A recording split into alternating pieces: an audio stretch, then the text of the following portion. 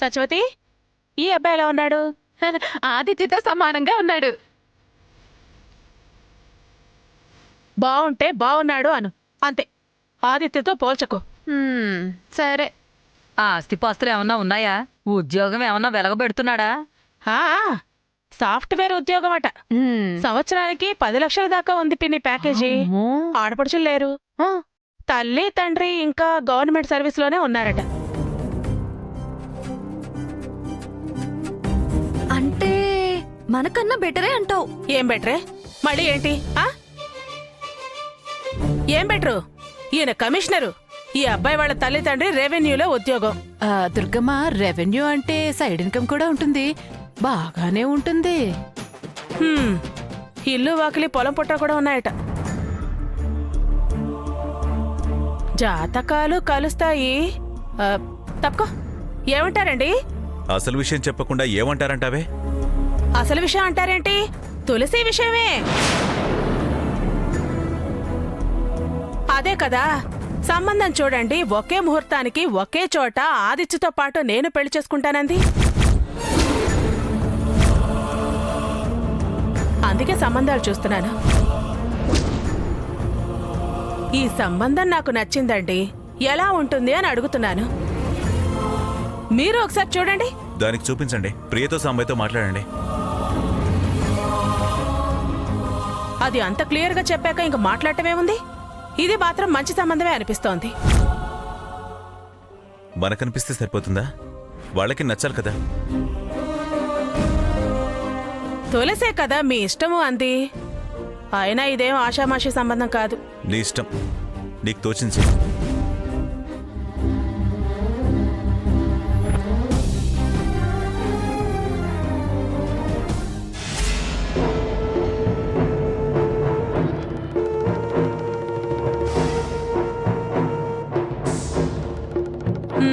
పిన్ని, ఇంతకీ నువ్వేమంటావు?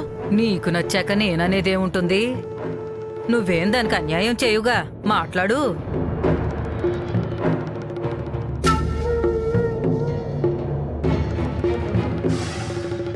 ఆ మ్యాట్రిమోనీలో కన్నా తెలిసిన వాళ్ళ సంబంధం ఏదైనా చూడడం మంచిది కదా.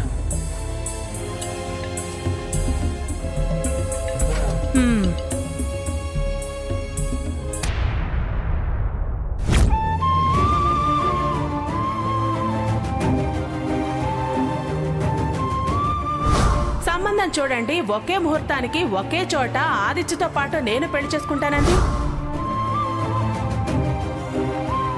అది అంత క్లియర్గా చెప్పాక ఇంక మాట్లాడటమేముంది? ఇది మాత్రం మంచి సంబంధమే అనిపిస్తోంది.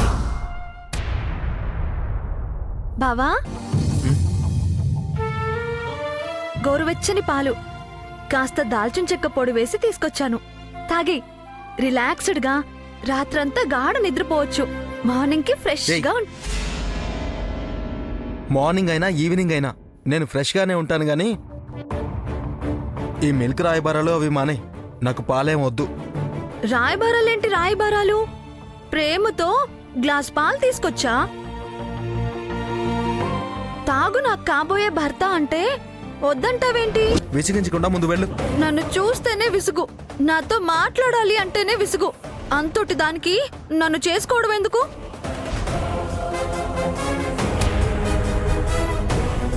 మీ అమ్మా నాన్నల ఆనందం కోసం నా జీవితాన్ని నాశనం చేస్తావా? నాశనం చేయడం ఏంటి? మరిలా కసురుకుంటే నాశనం కాక కాపురం చేస్తావా? మనసొక చోట, మనిషి ఒక చోట. నన్ను పెళ్లి చేసుకున్నాక ఆ తులసి పేరే కలవరిస్తుంటే కలిసి ఎలా ఉండగలను? ఇంకా ఇప్పటికీ ఈ క్షణం కూడా నీ మనసులో ఆ తులసే ఉంది లేదా చెప్పు, ప్రమాణం చేసి చెప్పు. ఎవరి కోసం ఈ పెళ్లి చేసుకుంటున్నావో వాళ్ళ మీద ప్రమాణం చేసి చెప్పు.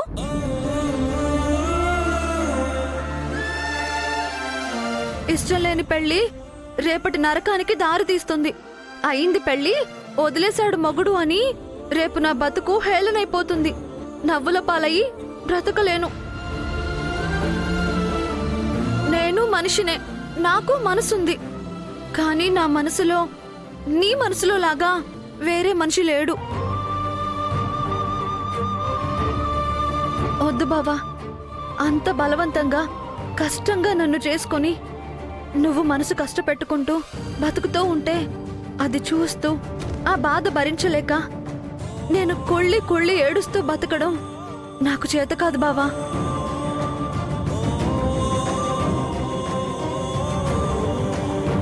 ముడిపడిన తర్వాత ఎడమొహం పెడమొహం లాగా జీవితం వెళ్ళదీయడం కంటే ముందే ఒక నిర్ణయానికి రావడం మంచిది.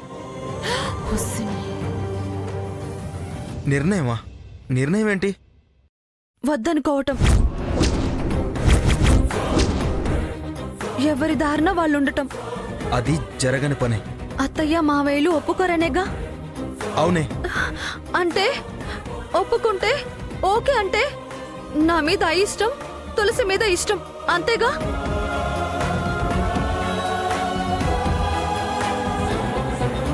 చూసావా, ఏం దాచినా ఎంత అబద్ధం ఆడినా మనసులో దాచుకోలేరు.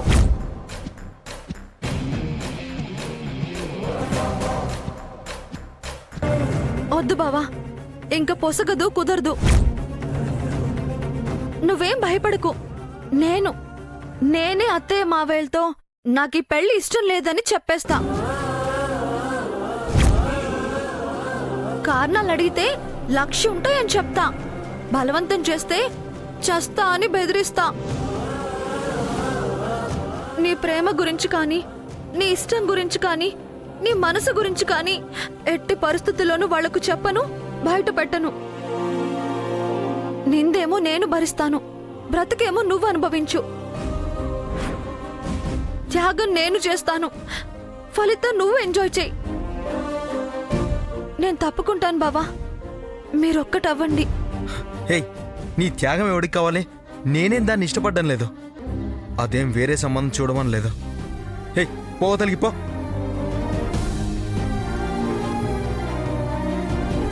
నా మాట అబద్ధం అయితే వెళ్ళి అత్తయ్యని అడుగు, నేను సహకరిస్తాను. నువ్వు ఆలోచించుకో.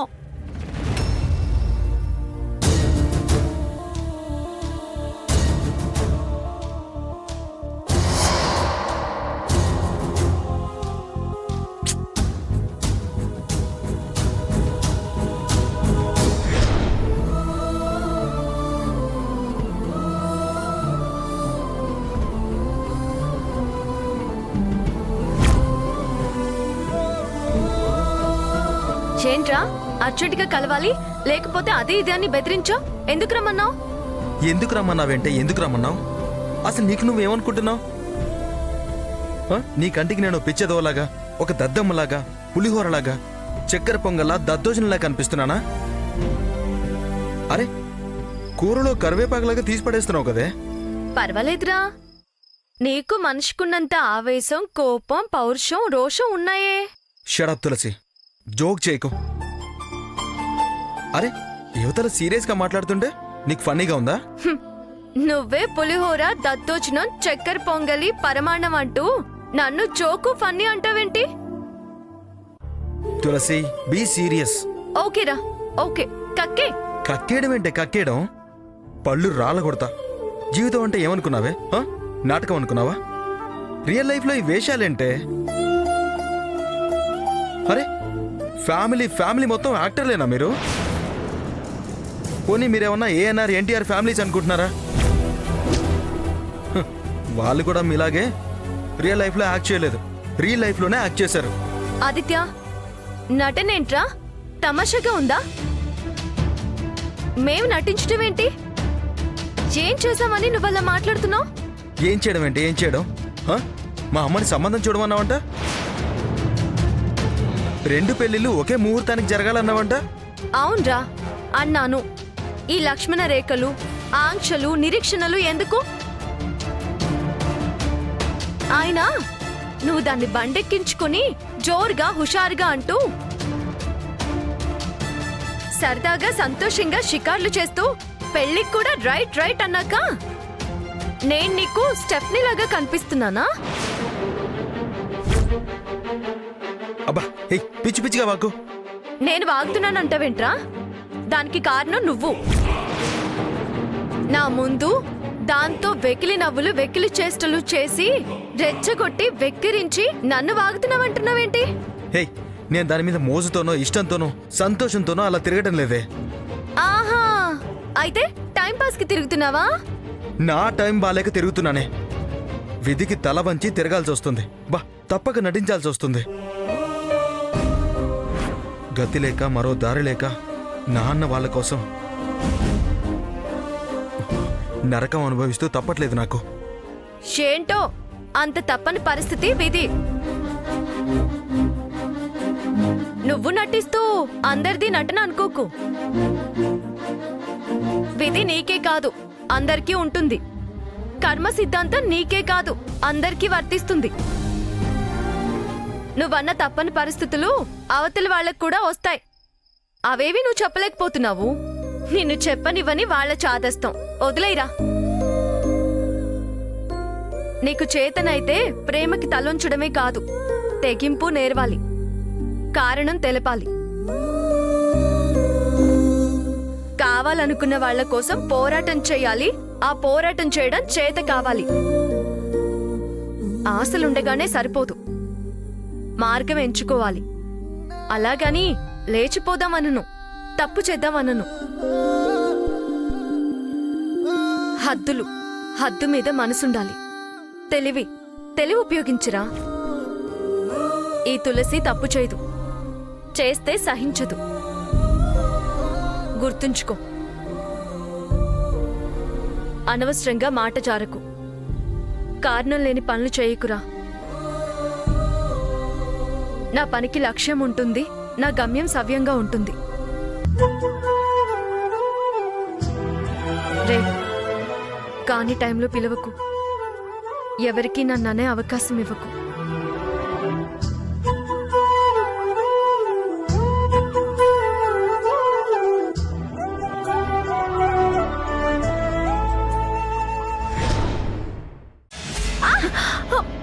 ఎందుకు చిన్నతో నన్ను ఇక్కడికి లాక్కొచ్చావు?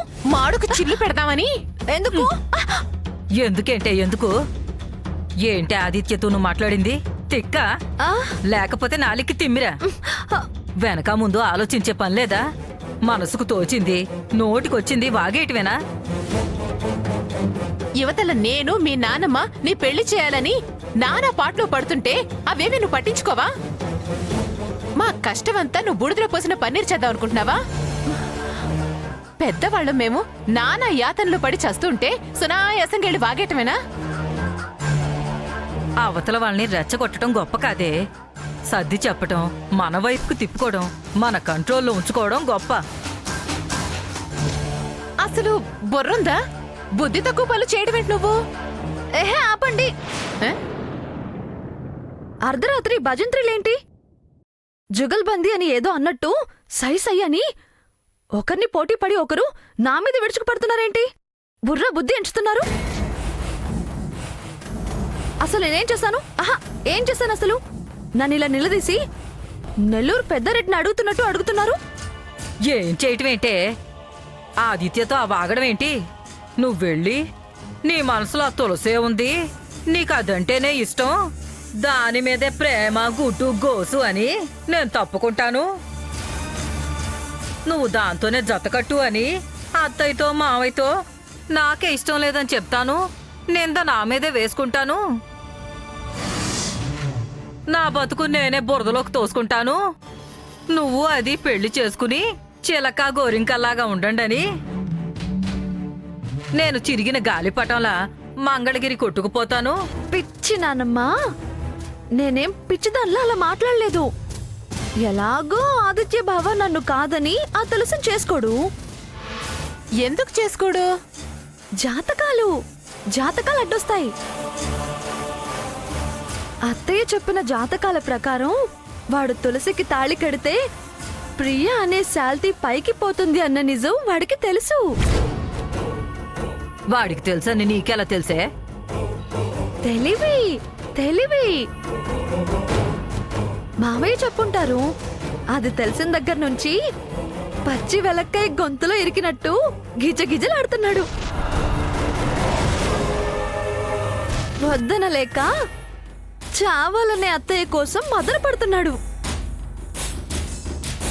ఈ టైంలో ఆ తులసి వాణ్ణి వద్దు అందని చెప్తే రెచ్చిపోయి పైత్యంతో పిచ్చి పనులు చేస్తాడు. అప్పుడు అత్తయ్య మావయ్య చేతులు విరిచి నా మెళ్ళో తాళి కట్టిస్తారు. అసలు వాడున్న పరిస్థితికి నా మెళ్ళో తప్ప ఆ తులసికి తాళి కట్టలేడు. 3 ముళ్ళు పడితే పంచప్రాణాలు పోతాయి. అది మ్యాటర్. ఎందుకు నీ మాటలు నమ్ముతాడా? నమ్మకపోతే వెళ్ళి అత్తయ్యని అడుగుతాడు. మేము చూస్తే దాన్నే అడుగుతాడు. అదన్న మాటలకి అంతే రోషంతో తిరిగొస్తాడు. పౌరుషంతో నా మెళ్ళ తాళి కడతాడు. వామ్మో వామ్మో వెంకటలక్ష్మి, నీకు సడన్ గా ఇన్ని తెలివితేటలు ఎలా పెరిగాయే తల్లి? పోలీసు తెలివంటింది నానమ్మా. డిపార్ట్మెంట్ వాళ్ళ ఇంట్లో ఉంటున్నాం కదా. నా తల్లే నా తల్లే.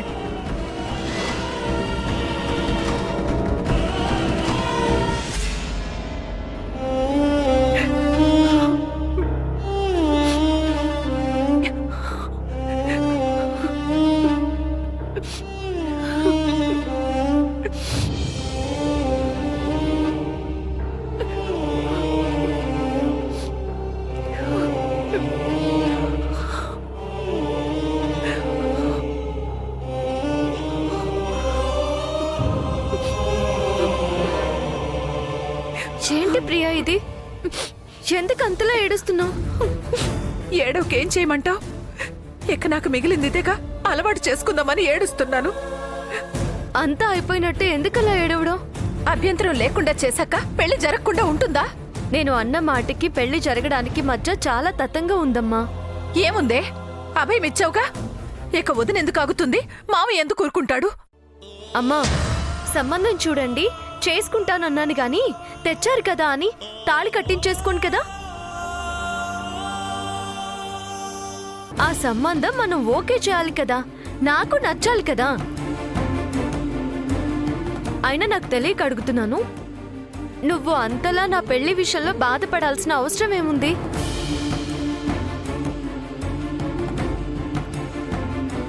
ఇలా మాట్లాడుతున్నానని ఏమనుకోకు ప్రియా, అపార్థం చేసుకోకు. మా పెళ్లికి 2 వైపుల నుంచి ప్రయత్నం ఉండాలి. నేను మాత్రమే ఆరాట పడితే సరిపోదు. ఇదిగో ఇప్పుడిలా మాట్లాడుతున్నందుకు క్షమించు. తప్పనిసరి మాట్లాడుతున్నాను.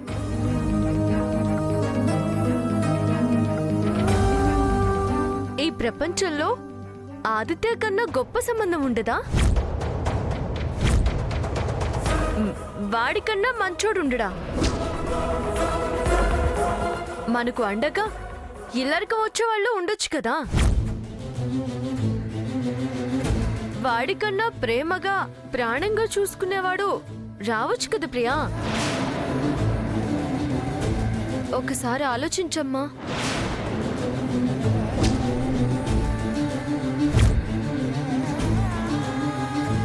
నిజమే ప్రియా, తులసి అన్నమాట ఆలోచించదగ్గ విషయమే. అంతమందికి ఇష్టం లేని ఇంటికి కోడలిగా వెళ్ళినా కొత్తగా నేను కన్నీళ్లు పెట్టుకోవడమే గాని సుఖ సంతోషాలు ఉంటాయా ప్రియా? ఇప్పుడు నీ కోరిక తీరలేదు, అన్నీ నెరవేరలేదు, కల నిజం కాలేదని మాత్రమే బాధపడాల్సి వస్తుంది. లేదు, నువ్వనుకున్నట్టే జరిగితే కూతురి గురించి, అల్లుడైన మేనల్లుడి గురించి కూడా కన్నీళ్లు పెట్టుకోవాల్సి వస్తుందేమో అనిపిస్తుంది ప్రియా. పిచ్చి పిచ్చి ఆలోచనలు నీ బుర్రలోకి రానియకు. నా మనసు మార్చాలని చూడకు. నా కోరిక నీ పురిట్లోనే కలిగిందే, అది మారదు, నేను మారలేను. అయినా నువ్వే ఎన్నోసార్లు అన్నావు కదే, పెళ్ళంటూ జరిగితే ఆదిత్యతోనే అని ప్రమాణాలు కూడా చేసి ఇప్పుడేంటే ఈ మాటలు? మీరు ఏం చెప్పినా ఎన్ని చెప్పినా నీకు ఆదిత్యతోనే పెళ్లి జరిగి తీరాలి. అందులో ఏ మార్పు జరిగినా నా ప్రాణాలు ధూళిలో కలిసిపోతాయి. అమ్మా